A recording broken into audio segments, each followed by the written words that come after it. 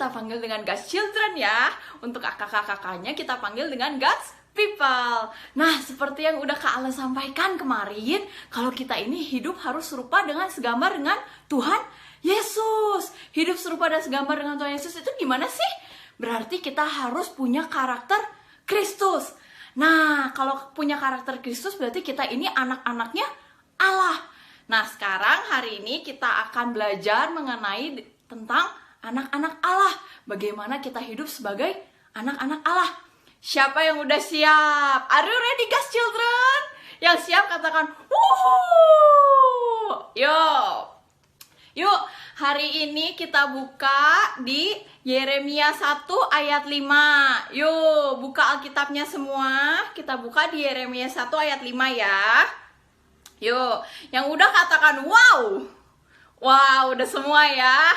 Yuk, kita baca ya, sama-sama ya. Yeremia 1 ayat 5. Sebelum aku membentuk engkau dalam rahim ibumu, aku telah mengenal engkau. Dan sebelum engkau keluar dari kandungan, aku telah menguduskan engkau. Aku telah menetapkan engkau menjadi nabi bagi bangsa-bangsa.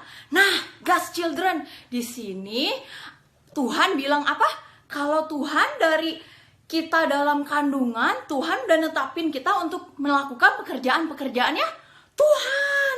Nah, adik-adik, berarti kita ini luar biasa ya. Kita ini istimewa banget di mata Tuhan. Nah, terus kita ini dikasih kehormatan banget adik-adik untuk menjadi anak-anak Allah. Yuk kita buka di Roma 8 ayat 16 sampai 17. Yang udah katakan wow. Wow, udah semua ya. Yuk kita baca sama-sama ya. Roma 8 ayat 16 sampai 17.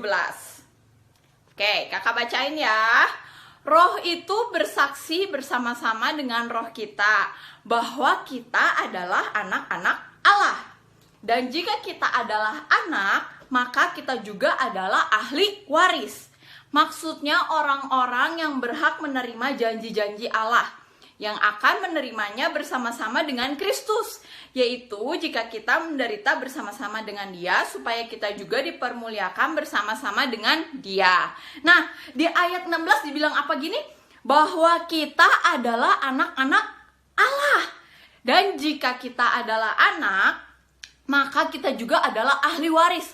Ahli waris itu apa sih? Tadi ahli waris itu dibilang adalah orang-orang yang berhak menerima janji-janji Allah. Nah, kakak mau tanya siapa di sini yang tahu janji Allah itu apa? Wah, semuanya tahu ya. Betul banget.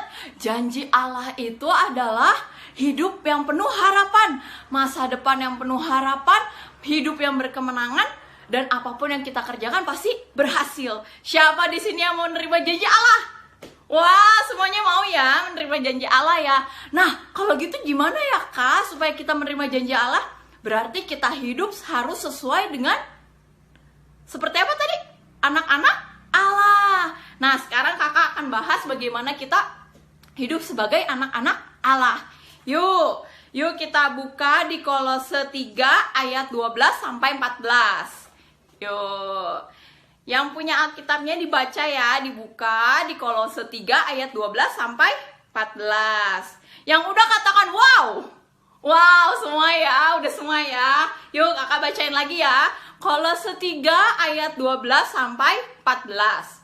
Yuk, 12. Karena itu sebagai orang-orang pilihan Allah yang dikuduskan dan dikasihinya, kenakanlah belas kasihan, kemurahan, kerendahan hati, kelemah lembutan, dan kesabaran. Sabarlah kamu seorang terhadap yang lain dan ampunilah seorang akan yang lain. Apabila seorang menaruh dendam terhadap yang lain, sama seperti Tuhan telah mengampuni kamu, kamu perbuatlah juga demikian. Kalau kita sebagai anak-anak Allah, berarti Tuhan ada di dalam kita.